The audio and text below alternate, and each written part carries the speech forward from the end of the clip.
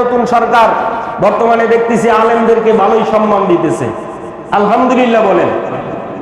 যেটা আগের কোন সরকার আলেমদেরকে এতটা মহব্বত করে নাই, ইতিহাসে নাই। বর্তমানে দেখতেছি আলেমদেরকে বিরাট মহব্বত করতেছে, মুসলমানদের অনেক কথা মাইনা নিতেছে। তো আপনি আমাদের অনুরোধ এটাও আপনি মেনে নিবেন, যারা নবী দাবি কইরা কাদিয়ানী নামের বেঈমান, তারা মুসলিম দাবি কইরা এই দেশে বসবাস করতে পারবে না। আপনার কাছে আমরা তাম বাংলাদেশের মুসলমানদের ঈমানের দাবি নিয়ে আবেদন করতেছি, আবদার করতেছি, যেহেতু আপনি আমাদের অভিভাবক, আপনি নতুন প্রধানমন্ত্রী, আপনার সাথে সসম্মানে শ্রদ্ধা নিয়ে বলতে চাই, যারা ওই কাদিয়ানী নামের বেঈমানরা যারা নবী দাবি করতেছে, তারা এই বাংলাদেশে মুসলমান পরিচয় দিয়ে বসবাস করতে পারবে না। হ্যাঁ, বসবাস যদি তারা করতে চায়, কাফের পরিচয় নিয়ে তাদের বসবাস করতে হবে, ঠিক কিনা? যেরকম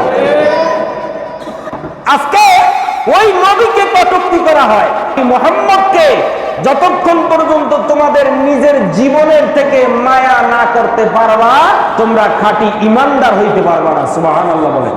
এই বাংলার জমিনে দাঁড়াইয়া আমার নবীকে নিয়ে ব্যঙ্গ করে, আমার নবীকে নিয়ে বলে আমার নবীর দাড়ি মুবারক নাকি ছাগলের দাড়ির মতো ছিল। যেরকম নাউজুবিল্লাহ। অনেক বেঈমানের বাচ্চাই বাংলাদেশে দাঁড়াইয়া বলে, এই পবিত্র বাংলাদেশে 99% মুসলমানের দেশে দাঁড়াইয়া অনেক নাস্তিকের বাচ্চা বলে আবার নবী নাকি যৌবনের তাড়নায় একাধিক বিবাহ করেছে। যেরকম নাউজুবিল্লাহ।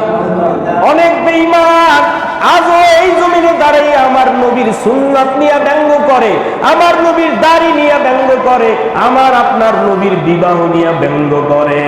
আজকে এই নবীনগর, এই জামে মসজিদ থেকে আওয়াজ জানায়া দিতে চাই, এই বাংলাদেশে ইতিপূর্বে এত বছর পর্যন্ত আমার নবীর বিরুদ্ধে কথা হয়েছে, আমার নবীর বিরুদ্ধে কটূক্তি হয়েছে, আমরা মুসলমান ধৈর্য ধারণ করছি, কোনো কিছু বলি নাই।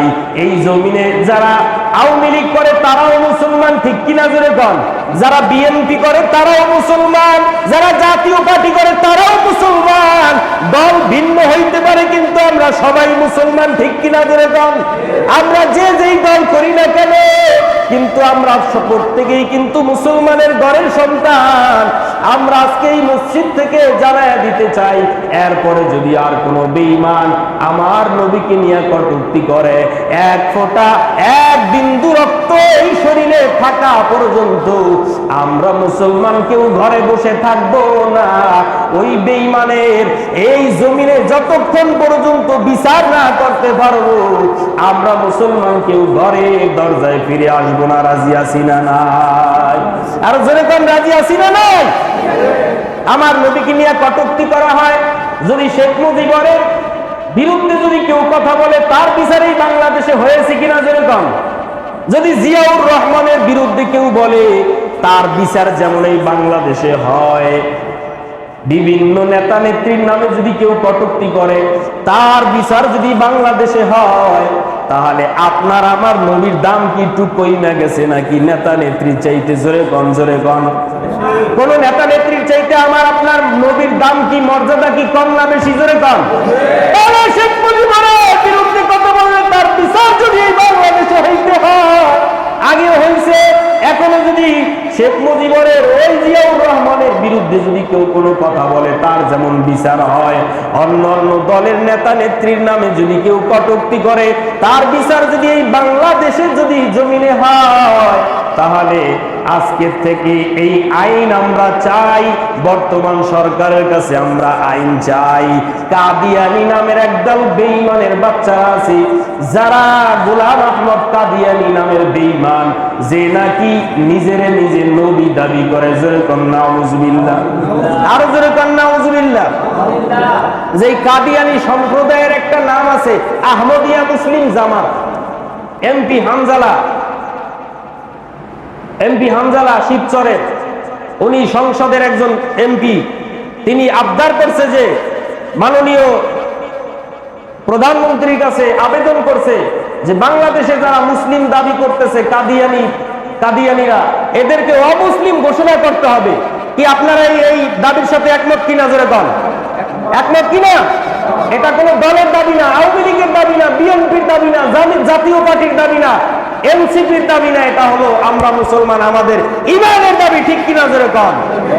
তারা নবী দাবি করতেছে, তবে তারা নবী দাবি কইরা, তারা বাংলাদেশে মুসলমান দাবি কইরা এই বাংলাদেশে পবিত্র জমিনে তারা নাপাক দেহ নিয়া এই জমিনে বসবাস করার কোন তাদের অধিকার নাই। নাই ঠিক কিনা জোরে কন? আজকে এই মসজিদ থেকে দাবি জানাইতেছি, গোটা বাংলাদেশ থেকে আজকে দাবি জানানো হবে এই জুমার দিনে, তারা কোনো মুসলমান নাম দিয়া তারা এই জমিনে বসবাস করতে পারবে না। এটা সরকারের কাছে, আমরা নতুন সরকার বর্তমানে দেখতেছি আলেমদেরকে ভালোই সম্মান দিতেছে, আলহামদুলিল্লাহ বলেন। যেটা আগের কোন সরকার আলেমদেরকে এতটা মহব্বত করে নাই, ইতিহাসে নাই। বর্তমানে দেখতেছি আলেমদেরকে বিরাট মহব্বত করতেছে, মুসলমানদের অনেক কথা মাইনা নিতেছে। তো আপনি, আমাদের অনুরোধ এটাও আপনি মেনে নিবেন, যারা নবী দাবি কইরা কাদিয়ানী নামের বেঈমান, তারা মুসলিম দাবি কইরা এই দেশে বসবাস করতে পারবে না।